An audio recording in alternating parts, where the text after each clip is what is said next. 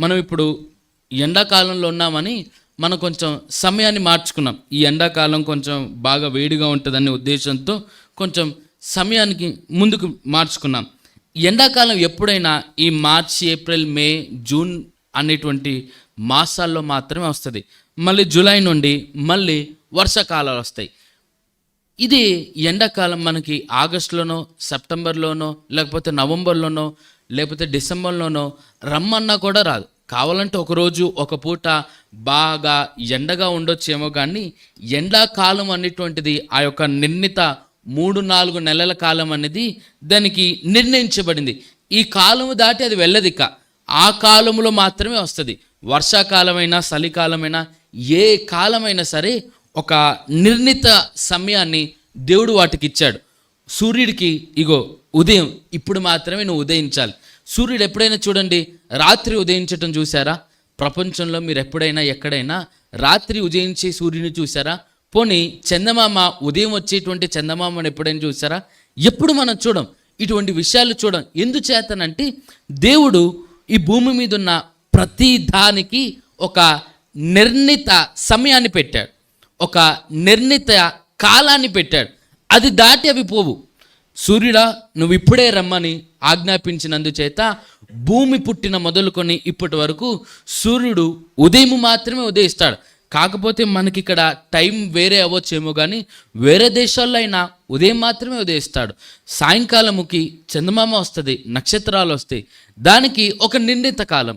పక్షులకి, చెట్లకి, కాలానికి, ప్రతి దానికి ఒక నిర్ణీత కాలం ఉందని మహాజ్ఞాని అయిన సొలొమోను గ్రహించి ఆ విషయాలను ఇక్కడ రాస్తున్నాడు. కొంతమంది మనుషులు ఉంటారు, ఎప్పుడు మాట్లాడుతూనే ఉంటారు. ఇప్పుడు నవ్వటానికి కూడా ఒక సమయం ఉంటుంది, దుఃఖించటానికి కూడా ఒక సమయం ఉంటుంది. ఎప్పుడు పడితే అప్పుడు దుఃఖించటానికి వీల్లేదు, ఎప్పుడు పడితే అప్పుడు నవ్వటానికి వీల్లేదు. నవ్వటం ఆరోగ్యానికి మంచిది కదా అని ఎప్పుడు నవ్వుతూనే ఉన్నావు అనుకో, లేనిపోని అనార్థాలు వస్తాయి. ఉదాహరణకి ఏదైనా ఒక వ్యక్తి చుట్టాల దగ్గర చనిపోయాడు అనుకోండి, అక్కడికి పోయి నవ్వుతే ఆరోగ్యానికి మంచిది, ఇలా ఎప్పుడు దుఃఖపడుతుండొద్దని మనం వెళ్ళి నవ్వామనుకో, మనం చూసి ఇంకో ఇద్దరు నవ్వారనుకో, అది కరెక్ట్ కాదు.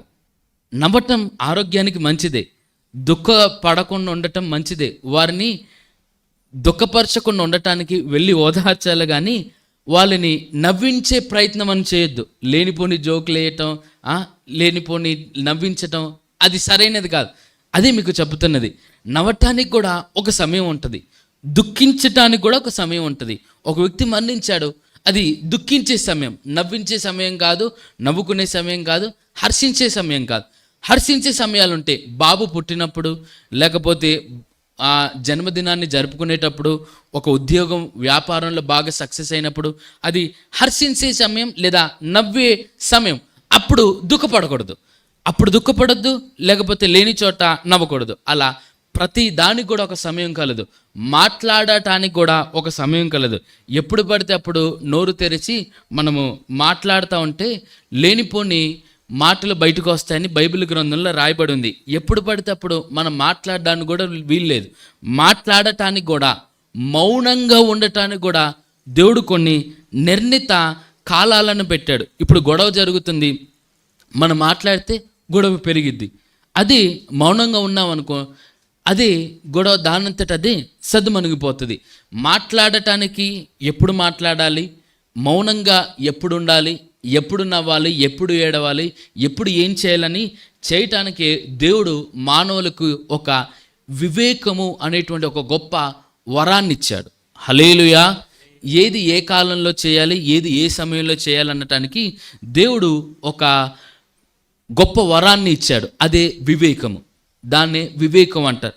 ఈ ఫలానా సమయంలో ఈ ఫలానేది మాత్రమే చేయాలి. జ్ఞానముకు వివేకంకి చాలా వ్యత్యాసం ఉంటుంది. జ్ఞానం అనేటువంటిది మనము సంపాదించుకోవచ్చు. ఒక పుస్తకం చదవటం ద్వారా, లేకపోతే ఎవరైనా చెప్పిన దాన్ని బట్టి విని జ్ఞానాన్ని మనం సంపాదించుకోవచ్చు. కానీ వివేకం అనేటువంటిది దేవుడి యొద్ద నుండి అనుగ్రహించబడేది. జ్ఞానం అనేటువంటిది మనకున్న వ్యవహార శైలిని ఉపయోగించే దానిని జ్ఞానం అంటారు. వివేకం అనేది ఎప్పుడు ఎలాగ ఉపయోగించాలనేది వివేకం. మనకున్న జ్ఞానాన్ని ఎప్పుడు, ఏ సమయంలో, ఎక్కడ ఎలాగూ ఉపయోగించాలనేటువంటిదే వివేకం. మనకు జ్ఞానం ఉన్నంత మాత్రాన సరిపోదు, మనకి వివేకం కూడా అయితే ఎవరైతే దేవుని కొరకు ఎదురు చూస్తారో వారు అలసిపోరు, ఎవరైతే దేవుని కొరకు ఎదురు చూస్తారో వారు సమస్యలు, ఎవరైతే దేవుని సమయం కోసం ఎదురు చూస్తారో వారికి బలం పోవటం కాదు, నూతన బలం వస్తుందంట. హల్లెలూయా. కాబట్టి దేవుడు మన జీవితాల్లో ఒక కాలాన్ని నిర్ణయించాడు. ఆ కాలం వరకు మనం ఎదురు చూడాలి. అయితే ఆ కాలం వరకు మనం ఎదురు చూస్తుంటే మనం ఏదో టైంపాస్గా ఉన్నట్టు కాదు, మనం ఆయన పట్ల విశ్వాసాన్ని కలిగి ఉన్నామన్నమాట. దేవుడు ఈ కార్యాన్ని చేయబోతున్నాడు నా జీవితంలో, అప్పటి వరకు వేచి ఉంటానంటే నువ్వు ఆయన పట్ల అటువంటి గొప్ప విశ్వాసాన్ని కలిగి ఉన్నట్లే. హల్లెలూయా. మరొక మాట నేను గుర్తు చేస్తాను చూడండి. ఇదే యెషయా ప్రవచన గ్రంథము 55వ అధ్యాయము 8-9 వచనాలు చదువుదాం చూడండి. నా తలంపులు మీ తలంపులు వంటివి కావు, మీ త్రోవలు నా త్రోవల వంటివి కావు. ఇదే యెహోవా వాక్కు. ఆకాశములు భూమిపైన ఎంత ఎత్తుగా ఉన్నవో మీ మార్గముల కంటే నా మార్గములు, మీ తలంపుల కంటే నా తలంపులు అంత ఎత్తుగా ఉన్నవి. చాలండి.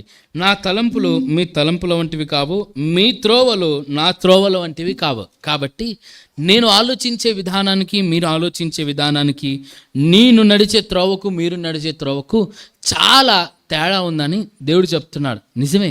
ఆయన మన పట్ల కలిగి ఉన్న ప్రణాళిక, ఆయన మన పని పట్ల కలిగి ఉన్న చిత్తాన్ని మనం గ్రహించలేం, ఆయన జ్ఞానాన్ని అర్థం చేసుకోలేం. ఆయన జ్ఞానాన్ని మనం పరిశీలన చేసినా అది అర్థం కాదు. కాకపోతే ఒక సమయాన్ని కలిగి ఉన్నాడు, ఆ సమయం ఎప్పుడు జరిగిద్దో ఆయనకు మాత్రమే తెలుసు.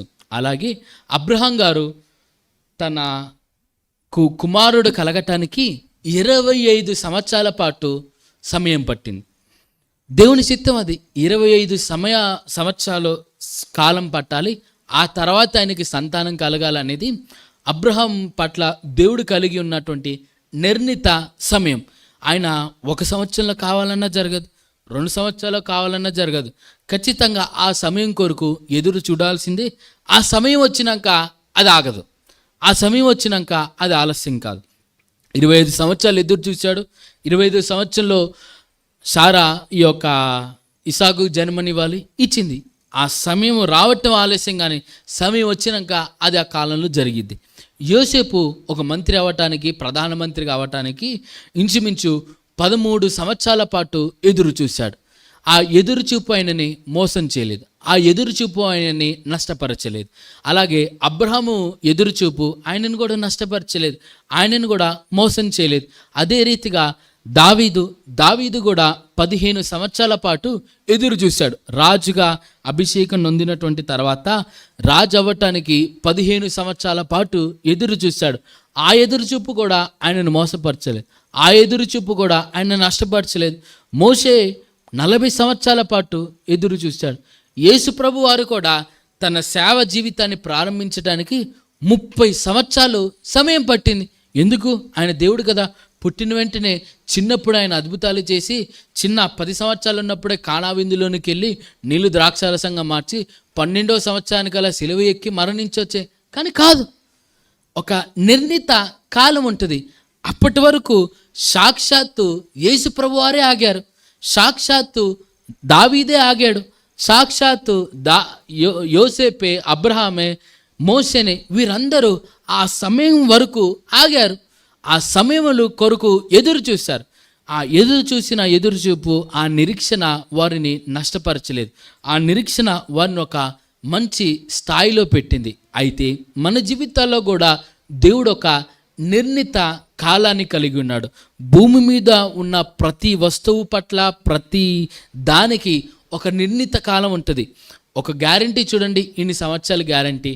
ఏదైనా ఒక వస్తువు కొనుక్కోండి, దీనికి ఇంత ఎక్స్పైరీ డేట్, ఇదిగో ఇది పలానా తారీఖున మ్యానుఫ్యాక్చర్ అయింది, ఈ పలానా తారీఖున ఇది ఎక్స్పైర్ అయిపోతుంది, దాని తర్వాత తీసి పడేయండి. అలా ప్రతిదానికి ఒక నిర్ణీత కాలము, సమయం ఉన్నట్లుగా దేవుడు నీ పట్ల, నా పట్ల, మనందరి పట్ల ప్రతి విషయంలో ఒక నిర్ణీత కాలాన్ని కలిగి ఉన్నాడు. దీవెన పొందుటకు, ఆశీర్వదించబడుటకు, హెచ్చించబడుటకు, ఒక స్థాయిలో ఉండుటకు, ఒక ప్రమోషన్ వచ్చుటకు, ఒక కుటుంబాన్ని కట్టుకొనుటకు, ఒక గృహాన్ని కట్టుకొనుటకు, ఒక వాహనాన్ని కొనుక్కునుటకు, ప్రతి విషయములో దేవుడు మనందరి పట్ల ఒక నిర్ణీత కాలాన్ని కలిగి ఉన్నాడు. అయితే ఆ నిర్ణీత కాలము వరకు మనం ఎదురు చూడాలి. హల్లెలూయా. ఆ నిర్ణీత కాలము వరకు మనము నిరీక్షణ కలిగి ఉండాలి. ఈ నిర్ణీత కాలంలోనే మన విశ్వాసము పరీక్షించబడుతుంది. మన విశ్వాసానికి పరీక్ష వస్తుంది. అసలు దేవుడు ఉన్నాడా? మన ప్రార్థనలు వింటున్నాడా? మన ప్రార్థనలు ఆయన యొద్దకు వెళ్తున్నాయా? అసలు నిజంగా మన జీవితంలో ఆస్వాదించబడతామన్న ప్రశ్నలు కలుగుతాయి. అప్పుడే మన విశ్వాసానికి సరైనటువంటి పరీక్ష.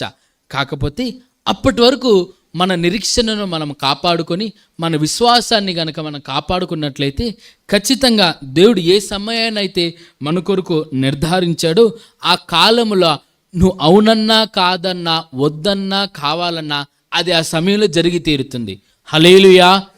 సమయం రానప్పుడు పరిస్థితులు సహకరించిన, సమయం రానప్పుడు అవకాశాలు వచ్చిన, సమయం వచ్చినప్పుడు అన్నీ మనకు అనుకూలంగా ఉన్నా అది జరగదు. కానీ సమయం వచ్చినప్పుడు పరిస్థితులు సహకరించకపోయినా, మార్గాలు లేకపోయినా, అందరూ సహకరించకపోయినా, ఏ దారి మనకు కనబడకుండా అన్ని ద్వారాలు మూయబడిన సమయం వచ్చినాక అది ఖచ్చితంగా జరిగి తీరుతుంది. హల్లెలూయా. అయితే ఆ సమయం కొరకు నీవు నేను మనం అందరం కూడా ఎదురు చూడాలి. కాబట్టి ఇటు విశ్వాసము మనము చివరి వరకు కూడా కలిగి ఉందము. ఇటు మాటలు దేవుడు మన హృదయంలో నాటునుగాక.